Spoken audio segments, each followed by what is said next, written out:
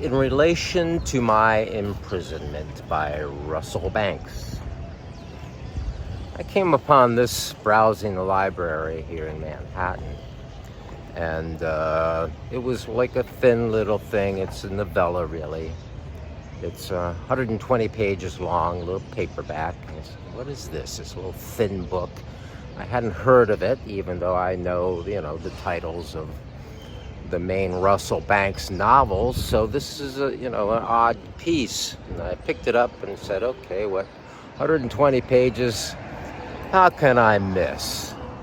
Well, it is very odd.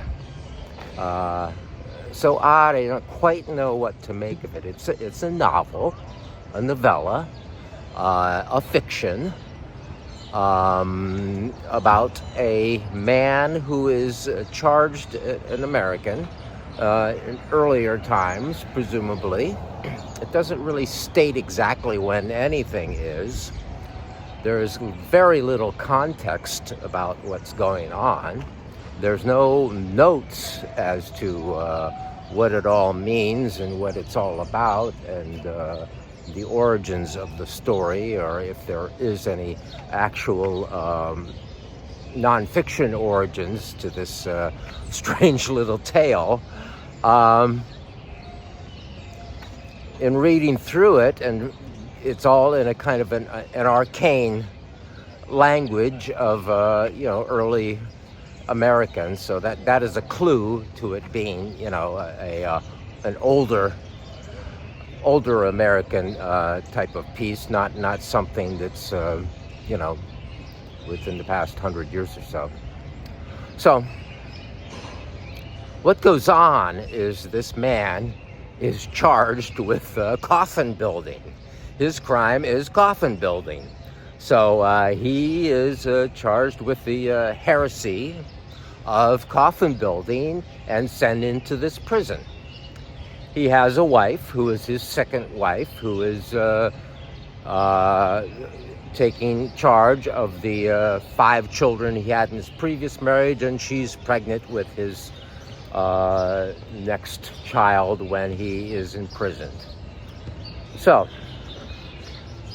coming through it all, I read that, of course, it is written at the end of this imprisonment. It's not a diary day to day through his imprisonment. So it's comes to feel like a book about a man who is has maybe gone mad in prison, has maybe really lost his mind and created a whole fantasy.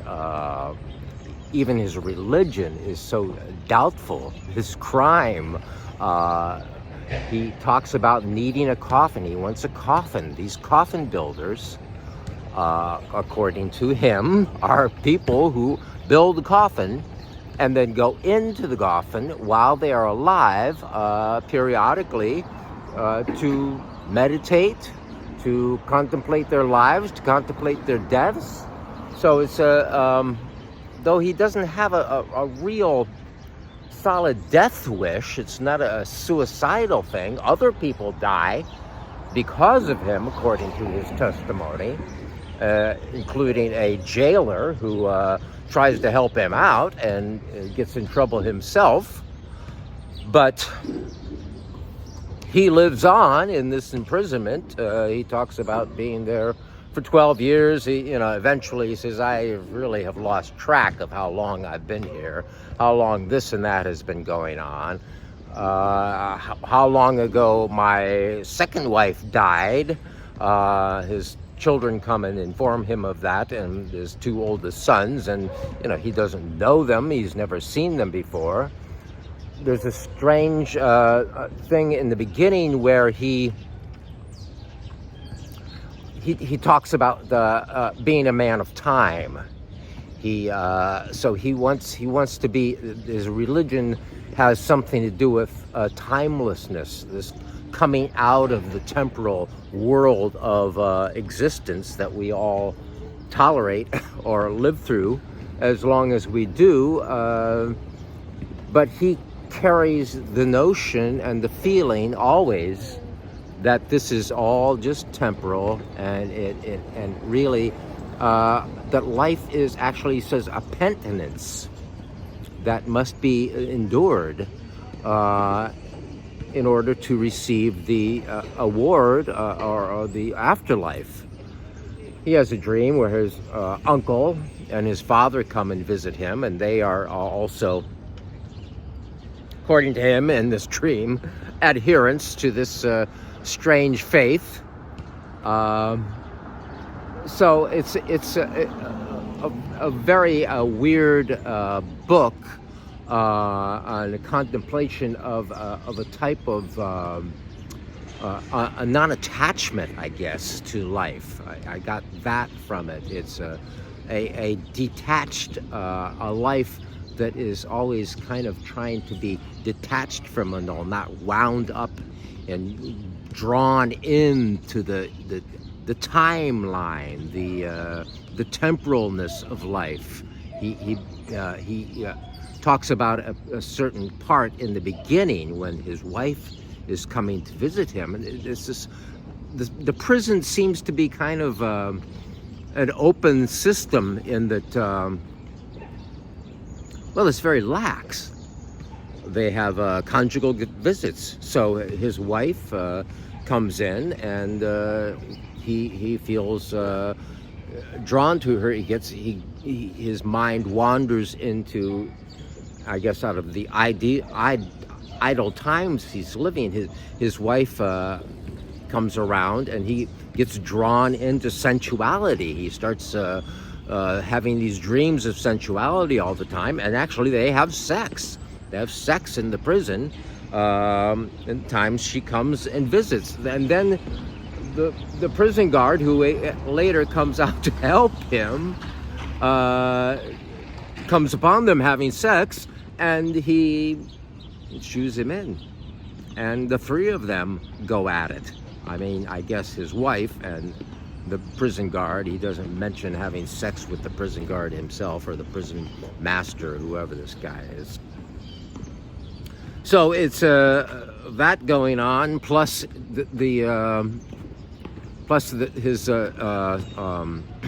his wife's sister, Gina, is also pulled into this.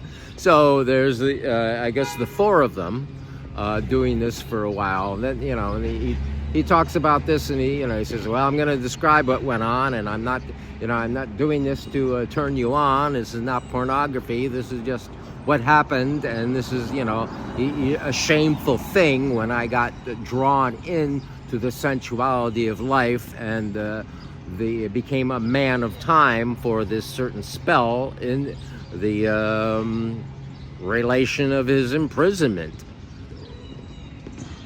Ultimately, he has an illness. He has strange infections of the skin, so on. And so he talks about this relationship with other prisoners, how he becomes friends with them in various ways. There's a certain group of the prisoners who work out. They are exercise fiends, and so he's friends with them for a while, and they protect him from the bullies in the prison, the people who carry knives and attack you. So it's all this stuff about imprisonment that it could be transferred into a metaphor of our lives, day-to-day lives, where we are in a temporal type of prison of our time here, and the structures over us that create the boundaries of what we can and will do, and what we are capable of conceiving to do, and how we are in fact drawn into entertainment, sensuality, the same types of things that he does and is subject to in this strange novel.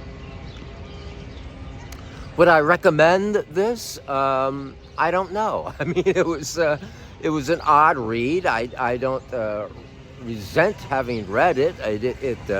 I got a little bit impatient with it about 3/4 of a way through. But as I said, 120 pages, so it wasn't a big commitment. So it's written in 1983. Now, I read it, and I didn't go online and try to figure out what it all meant, or read something about what someone else had said about it. And I felt entitled to do that, one, because I was a little bit too lazy and didn't want to bother, because I got other things coming up and other things I'm doing and editing other things for this. But I thought, okay, this is written, first published in 1983. I was reading a 1996 reissue of it. So if it was written in 1983 and it was delivered unto the world as it is, without any introduction, without any real background information, except a little paragraph on the back kind of describing it, that didn't give a whole lot of data, I didn't feel as though I needed to go online and, look and see what other people had said about it. You can do that yourself if you want. I didn't do that because, okay, in 1983 when it came out, we did not have a internet in which to seek out all this information. What, it would go into a card catalog and look up articles about it or something? I don't know, but I don't even remember what life was like pre-internet all that much. So I didn't do that. So it created just sort of a puzzlement. I mean, it's almost like a science fiction thing with this weird religion of his, and his obsession with getting a coffin, even a coffin brought into this prison cell, so he can lay in his coffin in his prison cell, and have these meditations and practice his faith. In relation to my imprisonment, it could be just a type of a comedy, really, of this bizarreness of this odd faith he had, or devised himself. I guess there were other people. He sort of implies that there are other people who are also involved in this, but there's no real evidence of this, because we only have him at the end of this long imprisonment as a witness to what it was all about. And he is absolutely unreliable, in my opinion. So that's the story in relation to my imprisonment out here in my imprisonment in the rather nice East Village, and with Tompkins Square Park right here. Oh, I'm doing my laundry. I have to go get my laundry and put it into the dryer. Talk to you later.